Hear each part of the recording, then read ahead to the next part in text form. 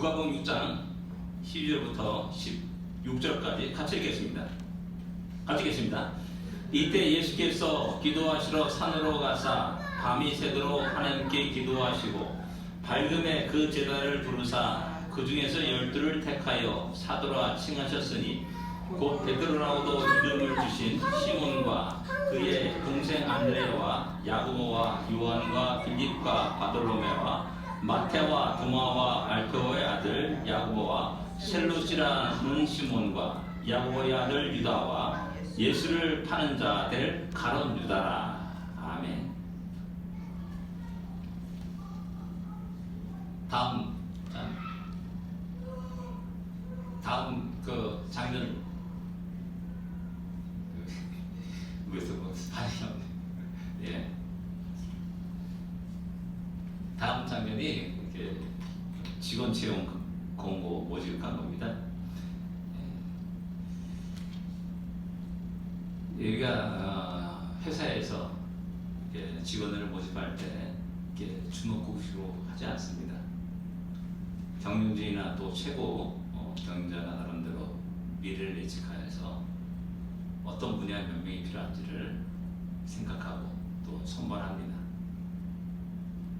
그래서 철저히 미래 비전을 생각하고 선발하는 것을 볼 수가 있습니다. 과거를 회상하기 위함도 아니요, 현재를 위함도 아니라 5년이나 10년 후에 또 길게는 20년을 바라보면서 30년을 바라보면서 한 인재를 선발하고 또 모집하는 것을 보게 됩니다. 이런 직업 모집 광고에 또 꼭 필요한 것이 뭐냐면 자격 요건이 꼭 적혀 있는 것을 보게 됩니다. 기업의 미래를 위하여 필요한 자격 요건이 있고 그게 적혀 있죠. 뭐 이중언어 구사자, 뭐 학력을 보기도 하고요, 또 경력을 보기도 하고요, 범죄 경력이 있냐 없냐를 이렇게 기록해 놓고 있습니다. 이런 모집 광고와 오늘 12제자를 부르시고 세우신 장면하고 많이 흡사한 것을 볼 수가 있습니다. 이 12제자를 세우는 장면은 마태복음에도 나오고 마가복음에도 나옵니다. 12제자의 이름을 맞추는 것이 성경 취지의 단골 손짓이기도 합니다. 그러나 각 복음서를 살펴보게 되면 관점인 차이가 있음을 발견하게 됩니다. 그리고 계속해서 그 몇 가지를 여러분들에게 이야기하기를 원합니다. 첫 번째, 오늘 이렇게 누가복음의 사건입니다. 저는 이 누가복음의 사건을 하나의 사도 선발식이라고 이렇게 정리하고 싶습니다. 사도 선발식, 더 나아가서 사도 임명식. 그렇기 때문에 우리가 쉽게 대하는 말씀이지만은 장엄하고 엄숙한 분위기가 그 가운데 있음을 발견하게 됩니다. 그래서 어디서 찾아보셨냐면은 예수님이 기도하러 산에 오르시고 밤이 새도록 기도하셨다는 그 장면에서 우리가 찾아볼 수가 있습니다. 너무나 중요한 일을 앞두고 주님이 밤이 새도록 기도하시고 아침이 되어서 제자들을 부르시고 그 가운데 12를 사도로 칭했다라고 이렇게 말씀하고 있는 겁니다. 우리 주님은 언제나 기도하는 모습을 이렇게 성경에서 쉽게 찾아볼 수가 있습니다. 그러나 오늘 본문처럼 밤새 기도하는 장면은 흔하지 않은 것을 보게 됩니다. 공생이 시작하기 전에 40일간 금식 기도했음을 잘 알고 있고요. 또 주님이 잡히던 밤에 겟세마네에서 땀이 핏방울이 될 때까지 간절히 기도하신 장면을 성경은 우리에게 소개하고 있습니다. 그리고 오늘 여기에 밤이 맞도록 밤이 새도록 기도하셨다라고 이렇게 말씀하고 있는 겁니다. 너무나 중요한 일을 앞두고 있기 때문에 기도하신 것입니다. 그만큼 12사도를 세우는 일이 너무나 중요한 일임을 알 수가 있습니다. 이 순간을 우리는 소홀히 따라서는 결코 안 된다는 사실입니다. 우리 주님은 앞으로 전개될 교회의 역사를 바라보면서 12명을 세웁니다. 하나님 나라와 새로운 시대를 바라보면서 이 12사도를 세우는 겁니다. 신약 시대를 위한 합당한 자를 12명을 세우고 있는 것입니다. 그렇기 때문에 그 어느 때보다도 간절히 기도할 수밖에 없었습니다. 앞으로 5년 일이 아니라 10년의 미래 일이 아니라 수천 년 그 이상 되는 그 시간, 어쩌면 주님이 다시 오실 그날까지 그 생각하면서 제자들을 사도로 세우고 있는 장면인 겁니다. 그렇기 때문에 밤이 새도록 주님이 기도하고 계시고 그리고 그 12명을 세우신 것입니다. 이렇게 생각하면 너무 과장된 일이라 말할 수가 있습니다. 결코 그렇지 않습니다. 하나님이 아브라함을 불러내십니다. 갈대아우르에서 불러내십니다. 아들도 없었습니다. 딸도 없었습니다. 그 사람을 향하여서 큰 민족이 되겠다라고 약속하십니다. 그 큰 민족의 근원이 그의 손자인 야곱의 12아들임을 우리는 너무나 잘 알고 있습니다. 그 12지파 12아들이 이스라엘 민족으로 확장되었고 그들의 발걸음, 그들의 모든 역사가 바로 구약의 역사였음을 우리는 잘 알고 있습니다. 10년, 20년, 100년, 200년의 그 시간이나 그 역사가 아니라 바로 무려 2000년 이상 되는 그 역사를 보면서 하나님은 아브라함을 부르시고 아브라함의 손자인 야곱, 그의 아들인 12지파를 또한 세우시는 것을 볼 수가 있는 겁니다. 이제 우리 주님은 새로운 시대를 시작하면서 12명의 사도를 택하고 계시고 세우시는 겁니다. 앞으로 전개될 신약 시대를 바라보면서 그 12명을 택하는 겁니다. 이들이 이끌어갈 하나님 나라 그 역사를 보면서 세우시는 겁니다. 이들을 통해서 수많은 곳에 주의 몸된 교회가 세워지고 수많은 주의 백성들이 주 앞으로 나오고 모든 열방에서 모든 곳에서 모든 민족들이 하나님의 영광을 찬양하며 예배드리는 그 영광의 장면을 그리면서 12명의 사도를 세우신 겁니다. 그 하나님의 계획 속에 유대가 있고 사마리아가 있고 로마가 있었으며 아프리카가 있었고 아시아가 있었고 아메리카가 있었고 우리 조 대한민국이 있는 겁니다. 그리고 또한 우리 자신, 나 자신도 있다는 사실입니다. 그래서 사도 바울은 에베소 1장 4절에 이렇게 말합니다. 창세전에 그리스도 안에서 우리를 택하셨다라고 말씀합니다. 저는 이 말씀이 그냥 하나님의 택함, 선택, 그런 어떤 기독교의 교리적인 것으로만 이해했었습니다. 근데 이 12사도를 세우는 이 장면을 계속해서 묵상하면서 창세전에 하나님 그 원대한 크고 웅장한 너무 놀라운 계획 속에 그 창세전부터 계획된 내 자신이 사도 바울 자신이 발견하고 놀라운 흥분과 감격 속에서 창세전의 그리스도 안에서 나를 택하였다, 우리를 택하였다 라고 고백하고 있다는 사실입니다.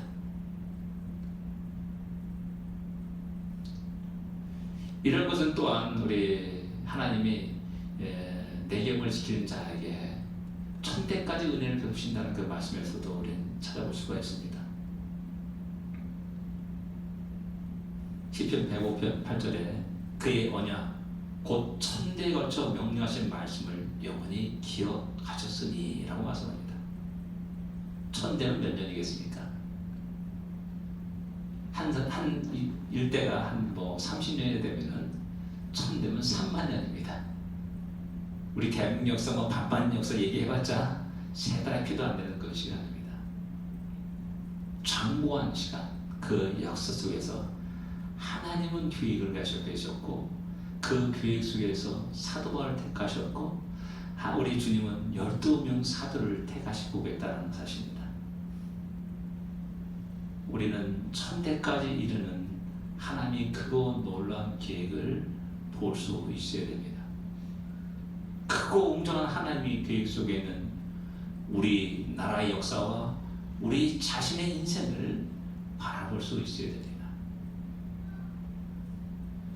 우리는 살아가면서 지치고 피곤할 때가 있습니다. 하루하루가 똑같은 그런 날, 다람쥐 쳇바퀴 돌아가듯 같은 그런 날 때문에 우리가 지칠 때가 많이 있습니다. 이런 하루하루를 갖다가 살아서 못하나라는 그런 의문도 문득문득 들을 때도 있습니다. 우리 모두가 다 평범한 인생입니다. 어느 하나 우리 인생을 주목하는 사람이 없고 우리 이름을 기억해 주는 사람도 없습니다. 그냥 평범하게 왔다가 평범하게 사라지는 인생을 생각할 때마다 허무함이 몰려들 때가 있습니다. 다른 사람의 이야기 아니라 최근에 저의 이야기입니다. 진짜 돌아보니까 그렇더라고요. 뭐 이러는 것이 뭐 있는가? 그냥 아무것도 없는 겁니다. 그리고 얼마나 또 전도서를 읽다 보니 헛되니 어떻게 다 모든 것이 헛되니 모든 것이 헛되다 이렇게 나오는 겁니다. 그럴 때 우리는 다시 한번 천대에 걸쳐 이루시는 하나님의 놀라운 계획과 그 놀라운 영광을 볼 수 있어야 되는 겁니다. 우리는 평범한 사람 같습니다. 그러나 결코 평범하지 않습니다. 우리는 하나님의 독생자 예수 그리스도의 보혈의 피로 구원받은 자입니다. 나를 위해서 하나님이 그 모든 것을 쏟아부으신 자기 독생자를 아낌없이 보내신 그 특별한 인생이라는 사실을 기억해야 됩니다. 평범한 것 같지만 결코 평범한 삶이 아닙니다. 하루하루가 똑같은 삶인 것 같지만 결코 그렇지 않은 것을 우리는 볼 수 있어야 됩니다. 지치고 피곤한 그 삶을 우리는 벗어나야 됩니다. 헛되다, 허무하다라는 그 마음이 들 때마다 이것이 사탄의 계략이라는 사실을 깨닫고 아주 강하게 물칠 수 있어야 됩니다. 역사를 통해서 이루고자 하시는 하나님의 웅변 계획을 보듯이 오늘 이 시대 우리와 우리 교회를 선택하시사 하나님이 놀라운 뜻과 계획을 이루시는 것을 볼 수 있어야 됩니다. 오늘 우리의 삶이 천대를 결정할 수 있다는 겁니다. 오늘 우리의 모습이 수천 명, 수만 명, 수십만 명, 아니 더 크게 수백만 명, 더 크게 수천만 명의 삶을 결정할 수 있다는 겁니다. 이 땅에 예수를 모르고 죽어가는 수십억 인구가 있음을 우리는 잘 알고 있습니다. 태어나서 죽을 수능까지 예수 예자도 못 들어보고 죽어가는 많은 영혼들이 있습니다. 좀 억울하지 않느냐라고 생각할지 몰라도 쭉 그 초상들을 걸어서 올라가면 결국 누구에게 만납니까? 노아와 만납니다. 노아의 세 아들과 만납니다. 그 중에 어떤 사람은 하나님을 두려워하며 경외하면서 잘 믿음의 생활을 한 사람이 있는 반면에 그렇지 못한 사람도 있었습니다. 그렇지 못한 사람의 그 후손들은 수천 년이 지나면서 수십천만 명이 수억의 인구가 다 지옥불에 던져버리는 그런 엄청난 죄악을 범하고 마는 겁니다.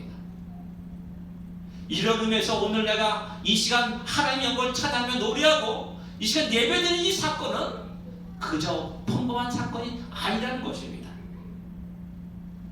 어려움이 있을 때, 힘든 일이 있을 때 내가 그 문제를 어떻게 할 것인가 라는 것, 그것은 굉장히 중요한 것입니다. 믿음으로 그 문제를 이겨나갈 것인가, 아니면 세상과 타협하면서 적당히 구렁이 닿는 방식으로 흘러갈 것인가 라는 그 삶의 모습은 내 자녀에게 즉각적인 영향을 끼치게 됩니다. 내 손자에게 즉각적인 영향을 끼치게 됩니다. 내 자녀손 후손에게 그 영향을 끼치게 된다는 겁니다. 그래서 하나님 오늘 우리를 선택하시고 우리를 세우신 그 놀라운 뜻을 다시 한번 새롭게 깨닫기를 원하는 겁니다. 두 번째 자격 요건을 우리 한번 생각해 볼 필요가 있습니다. 성경 구체적으로 예수님의 사도의 자격 요건을 기록하고 있지는 않습니다. 그러나 아무나 그렇다고 아무나 다 세우신 것이 아님을 우리는 알 수가 있습니다. 과연 그 기준이 무엇인가? 종종 제가 이제 1시간 동안 이렇게 쭉 걸면서 문득문득 그런 생각이 듭니다. 주님 12명 가만히 생각해보면 나보다 못하는 것 같은데, 나보다 많이 배운 것도 아니고 잘한 것도 없는 것 같은데 이런 사람들을 세우셨을까? 라는 그 생각이 문득문득 들기도 합니다. 과연 우리 주님이 밤새도록 기도하시고 세우실 때 어떤 조건, 어떤 여건들 보고 세우셨을까라는 궁금증들이 일어났습니다. 그래서 한번 그 자격 요건을 한번 찾아보기를 원하는 겁니다. 제일 먼저 우리가 생각할 수 있는 것은 우리 주님이 12를 택하실 때 제자 중에 제자들을 13절에는 제자들을 부르사 그 중에서 12를 택하셨다라는 말씀입니다. 제자들을 부르셨습니다. 그러니까 12명 외에 많이 주님을 따라다니면서 함께하는 많은 무리가 있음을 우리는 짐작할 수가 있습니다. 여기서 제자라는 말은 배우는 자라는 말에서 파생된 말, 배우다라는 말에서 파생된 단어입니다. 그 뭐냐면 배우기를 열망하는, 갈망하는 사람들이 주님 곁에 모였다는 겁니다. 그리고 그들 가운데 12명을 택하신 겁니다. 첫 번째 자격 요건은 뭐냐면 함께 배우는 자들 가운데 있어야 된다는 겁니다. 함께 배우는 자들 가운데 있을 때 같이 그 비전을 공유할 수가 있는 겁니다. 특별히 하나님 나라에 대한 그 비전을 공유할 수가 있는 것이죠. 바로 그런 가운데, 그런 사람들 가운데서 주님은 12명을 택하셔 사도로 칭하시고 세우셨다는 사실입니다. 주님과 함께 하지 않지만은 유능한 사람이 그 시대에 많았습니다. 바리새인들이 그랬습니다. 서기관들이 그랬습니다.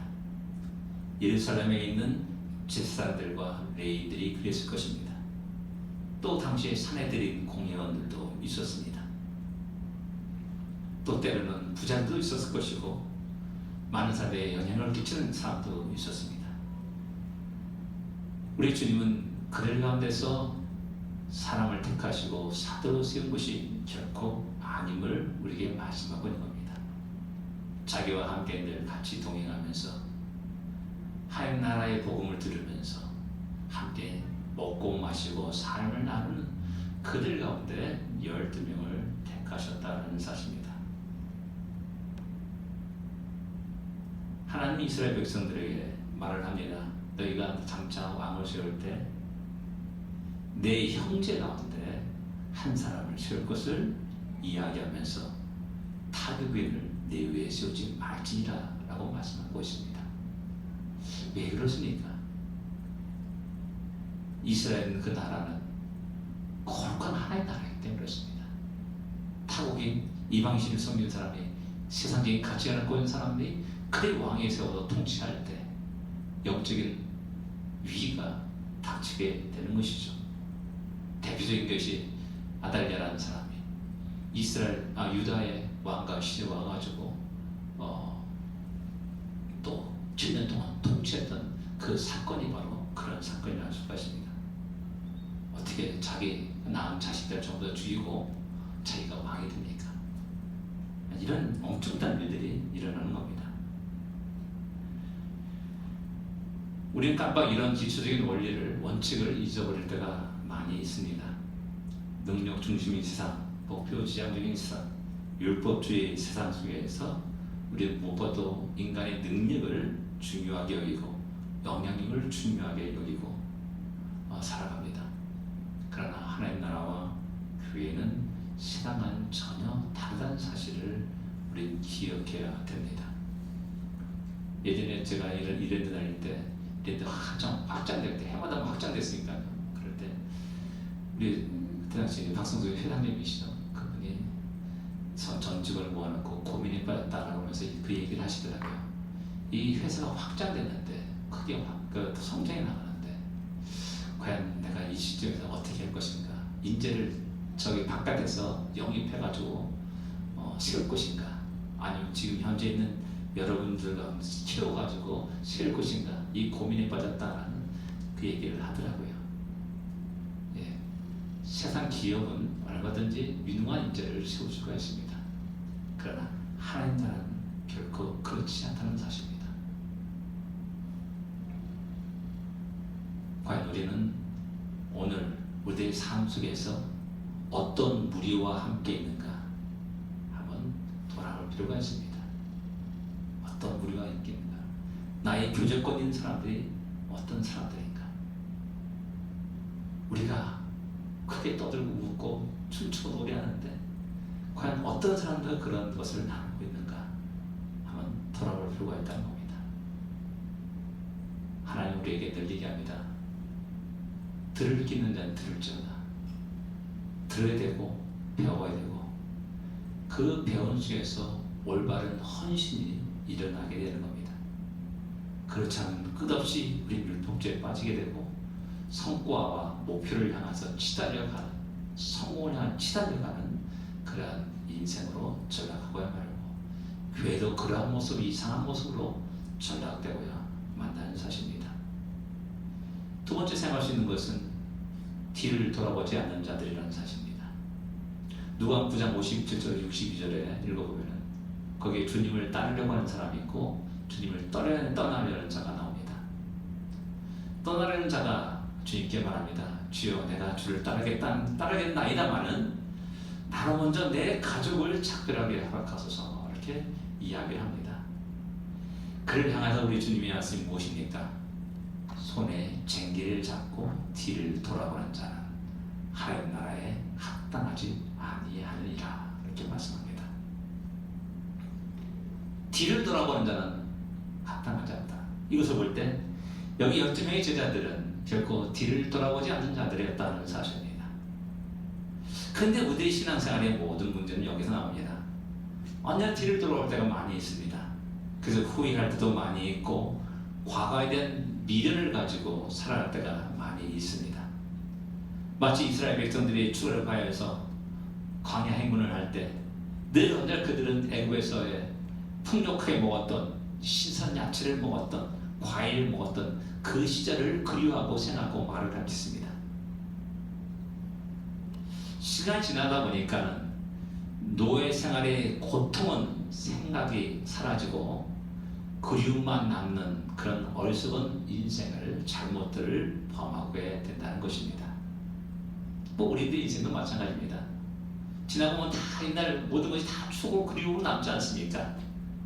근데 그 시절이 아름답고 즐겁고 기쁘고 풍요로운 시대였습니까? 아닙니다. 저희 어렸을 때만 해도 먹지 못해도 비실비실했었고 힘들게 학교를 30-40분 이렇게 걸어가야만 했던 그런 시대였음을 우리는 잘 알고 있습니다. 추억 좋습니다. 그러나 우리가 과거로 돌아갈 수 없다는 사실을 우리는 너무 잘 알고 있습니다. 하나님 우리를 과거를 돌아갈 수 없듯이 우리로 하여금 늘 끝없이 앞을 향해서 전진해 나갈 것을 이야기하고 있는 겁니다. 롯의 아내가 뒤를 돌아봐서 소금 기둥이 된 것을 우리는 너무나 잘 알고 있지 않습니까? 우리는 천성을 향하여 전진하는 나그네들입니다. 떠난 세상을 자꾸만 돌아보면 앞으로 나가지 못합니다. 결국 광야에 주저앉고 맙니다.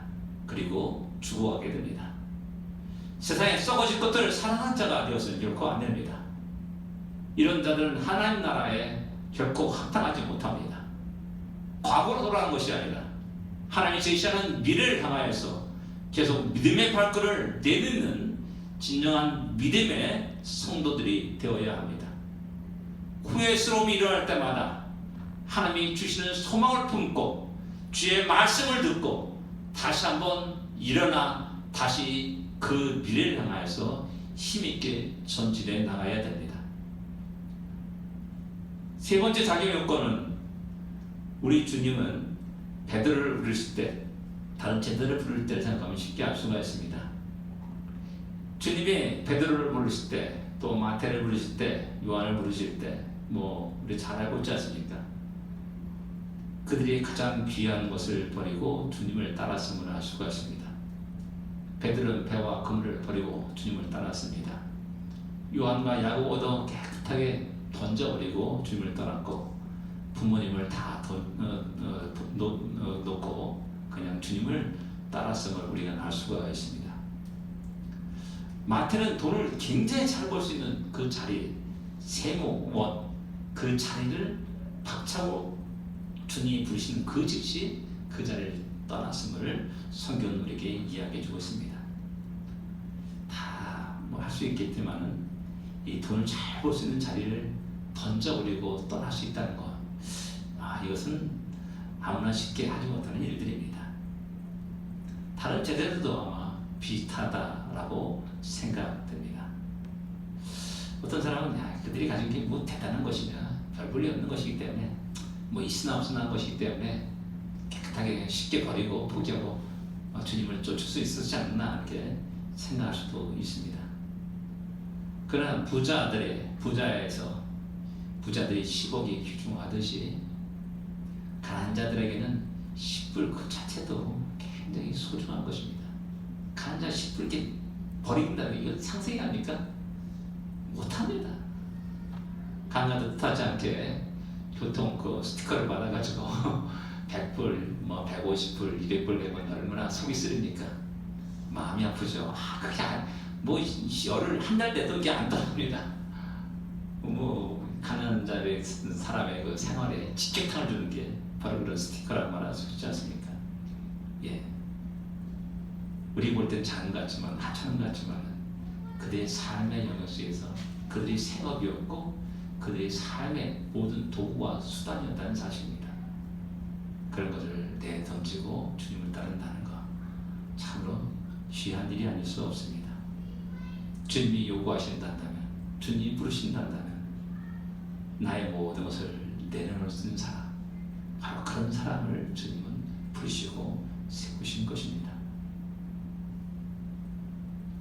이들은 주님이 요구에 기꺼이 자기 모든 것을 드린 자들이었습니다. 주신 자도 여호와시오, 취하신 분도 여호와시니, 나는 이 말씀을 인정할 때 이런 순종의 삶을 살 수가 있는 겁니다. 또 신약에서는 청지기 의식이라고 하죠. 내가 100만 불 갖고 있다면 이게 내 돈입니까? 내 돈이라 생각하면 절대 내가 펼쳐서 베풀지 못합니다. 그러나 주님 것이오니 주의 뜻이 그하다면 하면서 그것을 아낌없이 내던질 수 있어야 된다는 사실입니다. 이 부분에서 우리는 많은 부담감을 갖게 됩니다. 주님이 갑자기 나를 부르셔가지고 좀 아프리카를 가란다면 어떻게 할 거가? 나만 좀 많이 돈이 있는데 다 나에게 요구하신다면 어떻게 될 건가? 라는 이 걱정과 근심이 있을 때가 있습니다. 이런 부분들이 성경에 그때 나타나고 있지 않습니까? 어느 청년이 주님 어떻게 영생을 드릴까 하고 주님께 질문합니다. 주님이 그에게 말합니다. 네 있는 걸 팔아서 가난한 자들에게 나눠주고 나를 따르라. 그 말씀을 듣고 그 사람이 재물이 많아서 근심하여 들어갔다라고 이렇게 복음서는 이야기합니다. 주님이 부르심에 내가 가진 것이 너무 많아가지고 응답할 수 없는 그런 어리석은 한 인생을 우리에게 소개하고 있는 겁니다. 우리는 다 이렇게 보면 재능이 많은 자들입니다. 언젠가는 우리들이 야망과 성공을 위해서가 아니라 하나님 나라와 영광을 위해서 주님이 그 재능을 요구하실 때 우리는 과연 어떻게 반응할 것이며 응답할 것입니까? 우리는 야망이 많고 꿈이 많기 때문에 또 하고 싶은 일이 너무 많기 때문에 자꾸만 주님의 요구에 뒤로 밀려나는 요구만 하고 다음에 이러다 보면 1년, 2년, 10년, 20년의 세월을 흐르게 되는 것입니다. 그러나 주님의 12 사도들은 자신이 주님의 요구에 자신의 것을 그대로 드린 자들이었음을 우리에게 이야기해 주고 있는 겁니다.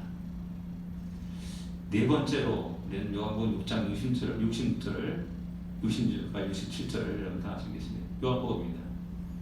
요한복음 6장입니다. 66절, 67절, 68절을 하시겠습니다. 6장 66절, 67절, 68절 요한복음입니다. 하시겠습니다. 그때부터 그의 제자 중에서 많은 사람이 떠나가고 다시 그와 함께 다니지 아니하더라. 예수께서 12제자에게 이르시되 너희도 가려느냐? 시몬 베드로가 대답하되 주여 영생의 말씀이 주께 있사오니 우리가 누구에게로 가오리이까? 네 번째 중요한 요건은 뭐냐면은 주님의 말씀을 영생의 말씀으로 믿고 고백하는 자들이라는 사실입니다. 이게 왜 중요하냐면은 이 주님의 말씀을 세상에 어떤 유식한 사람의 말로 생각하게 되면은 우리는 주님을 계속해서 따르지 못합니다. 왜? 더 많은 유능한 사람이, 더 많은 유식한 사람이 철학적으로 쫙 얘기하면서 1시간, 2시간, 10시간 갖다 쫙 철학 강의를 하게 되면 우리 거기에 폭 빠져들어가죠. 뭐 대표적인 우리 한국의 도올 김용옥이라는 사람이 또 그런 역할을 많이 했음을 알 수가 있습니다. 주의 말씀을 상대화시키는 자들은 결코 주님을 영원히 따르지 못합니다. 그 주님의 말씀이 영생의 말씀이기 때문에 그것을 놓지 않을 수 없고 놓을 수 없고 영원히 붙잡고 내 가슴에 새기면서 그 말씀의 인도에 따라 살려고 하는 자들이 주님을 따르고 주님은 그런 자들을 세우시는 겁니다. 주의 말씀, 영생의 말씀을 믿지 못한다면 더 유익한 사람이 말을 할 때 그 사람을 따르게 됩니다. 더 영향력 있는 사람이 나가지고 말을 전할 때 미련 없이 주님을 떠나게 됩니다. 더 나은 것을 위해, 더 좋은 것을 위해, 더 편안한 것을 위해, 더 영광과 명예를 위해서 주님을 떠나게 됩니다. 주님을 떠난 많은 사람들이 바로 다 여기에 걸리게 된 겁니다. 주의 말씀이 생명이요. 그 말씀이 나를 영생으로 인도한다는 것을 안다면 어떻게 그것을 놓을 수 있냐라는 겁니다.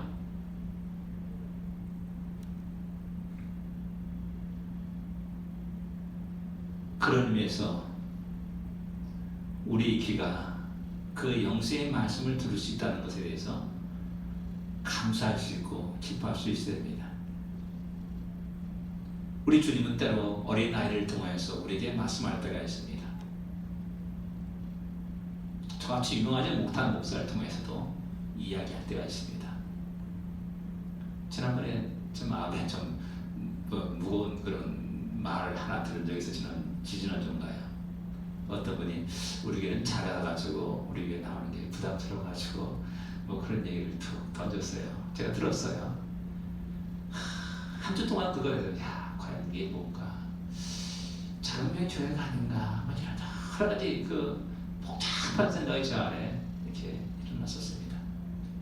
그리고 오늘 이 본문을 계속해서 묵상하면서 그래 자원 능력을 가지고도 예수를 부인하지 않았던 빌라델피아 교회처럼 우리 교회가 그래야 되지 않는가? 내가 유명하지 않건 관계없이 주의 말씀을 그대로 전하고 가르치는 자가 되지 않는가라는 그 생각을 하게 되었습니다. 그런 자는 어떤 환경과 어떤 상황 속에도 주님을 떠나지 않습니다. 그리고 결국 주님께 영광을 돌리는 그런 삶을 살며 그런 삶을 통하여서 그 가정의 그 자손들이 복을 받으며 하나님 그 은혜가 천대 이르기까지 그들 속에 임하게 되는 것이라는 겁니다. 기도하겠습니다.